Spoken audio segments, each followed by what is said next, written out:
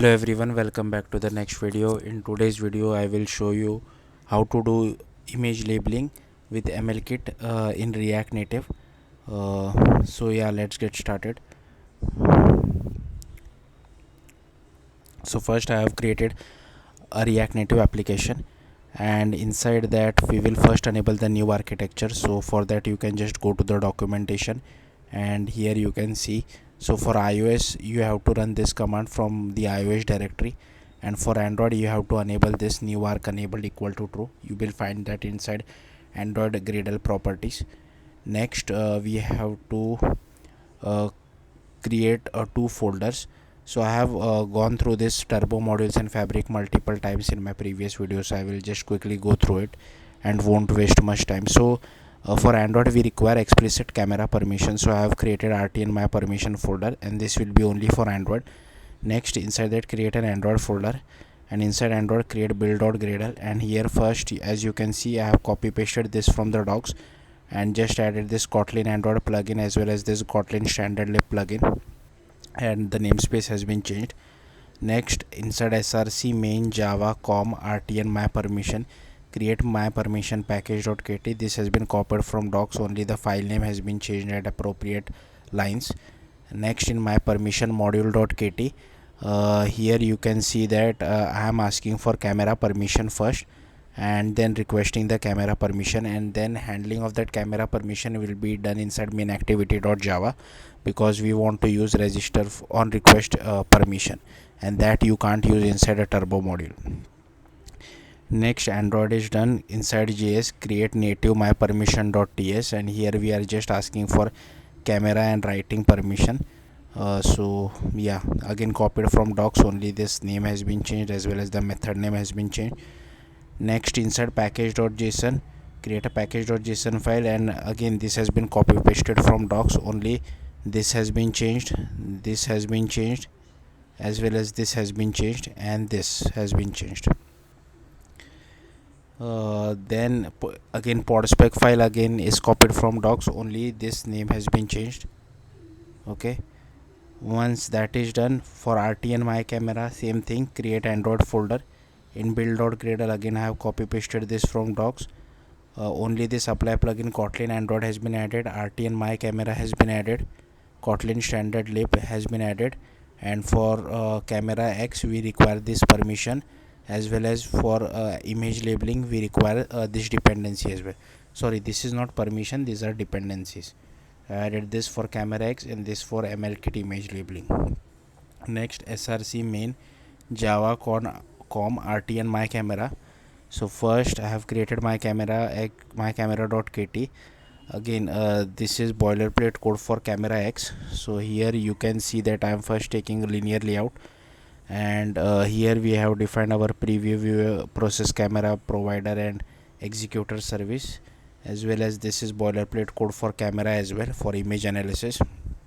Next, we have defined an image labeler, and inside that I have defined a layout params and assigned that layout params to our preview layout params, to our linear layout. Then same thing is done for preview view as well, and then preview is added to our linear layout. Then this is boilerplate code for setting up views and React Native.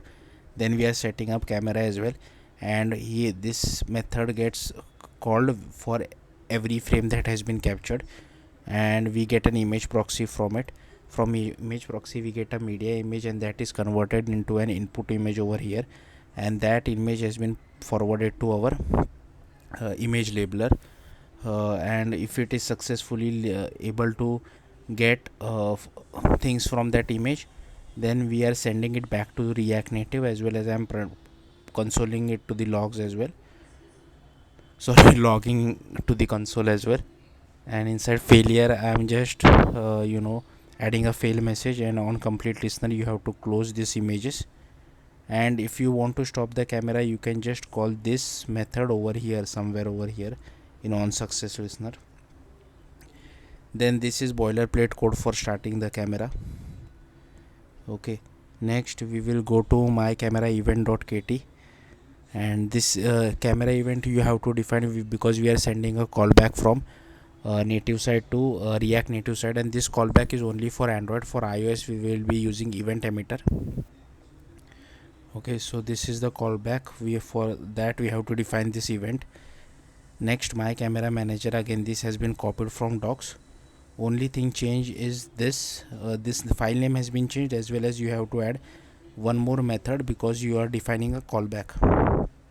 Next you have to define my camera package as well, and again this has been just copy pasted from docs, only file name has been changed.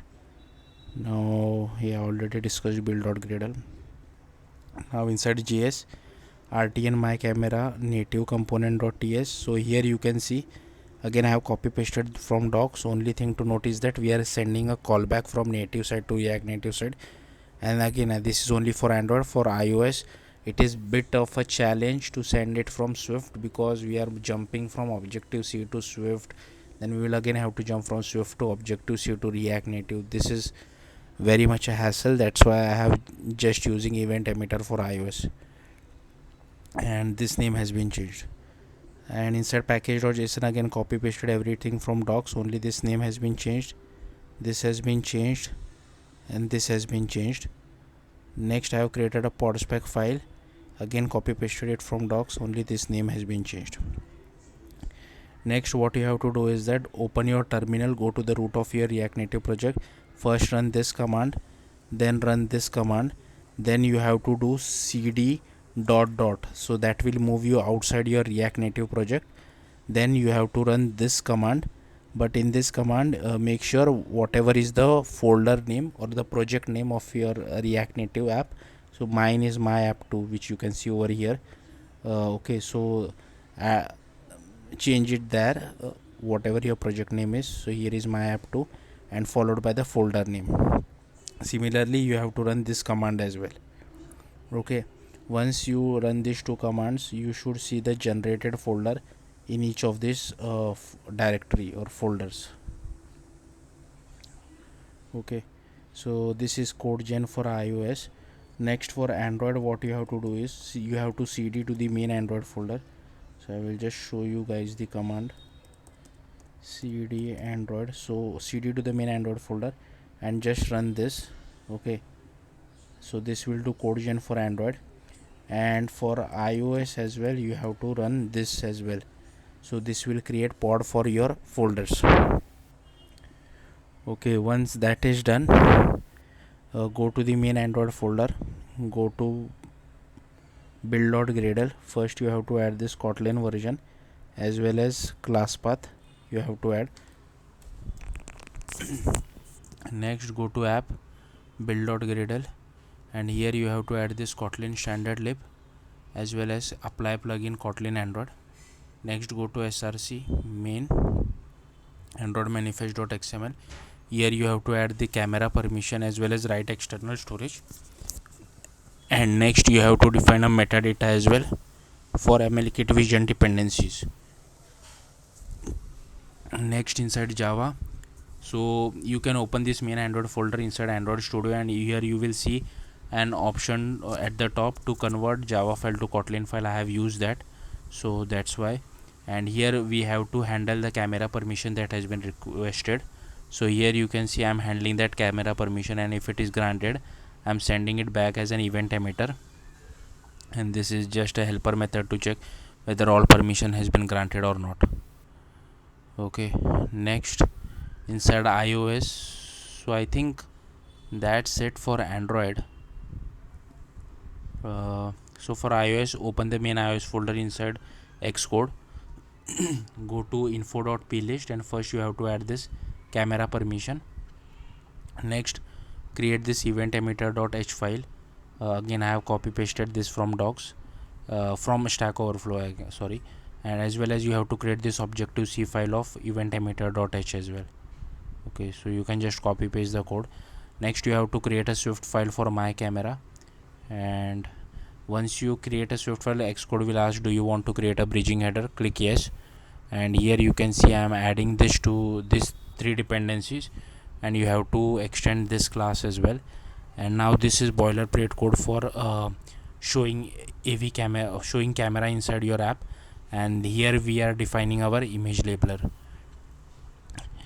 Next you have to initialize your camera, and this is setup code for the camera and setting up our AV capture. Now this is boilerplate code, as well as this is boilerplate code as well. Okay, next this capture output method gets called every time a frame has been detected. So we are converting that image buffer to an UI image, and to that I have an extension function written for it. Then that UI image is converted to a vision image, and it is sent to our labeler. And if a label has been detected, we are console logging it, as well as logging it to the console, as well as sending it back to React Native side as well as an event emitter. And if you want to stop the camera, you can just call this method over here, and this is boilerplate code which is required as well. Next, inside bridging header you have to add this imports, and you have to create this prefix header.pch file as well. So just right click on your project and file, new file, and just search for pch. So here you can search pch and just click next and create this file with the name of prefix header. And you have to add this as well. Why we require prefix header? Because we are jumping from Objective C to Swift, and AV Foundation does not play nicely with it. That's why we need it. Now before I forget, you have to go to build settings, search for Apple C lang. Okay, you have to go over here, Apple C lang language. Inside pre-compile prefix header, make this as yes, and inside prefix header you have to write the file name over here. Okay, just type it out over here. Next, you have to create this header file, and again this has been copy pasted from the docs. And you have to create an Objective C file as well, Objective C++. So once you create an Objective C file, change the extension to .mm, and this has been copy pasted from docs. The only thing changed is this file name. Okay, so this has been changed, and here you have to import your bridging header as well. So here you can see my bridging header name is my app2, which you can see over here. Okay, so that's whatever your name is, add that followed by -swift.h. Then you have to add this import as well, because we are writing the main code inside main iOS folder and not inside the iOS folder of the folder which we created. Now this has been copied from docs, and here we are initializing our Swift file. Again this has been copied from docs, only file name has been changed, and here we are initializing our view to occupy entire width and height.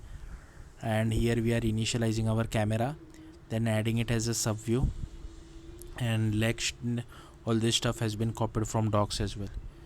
Now create another Objective C++ file. I think I forgot to create it as an Objective C++.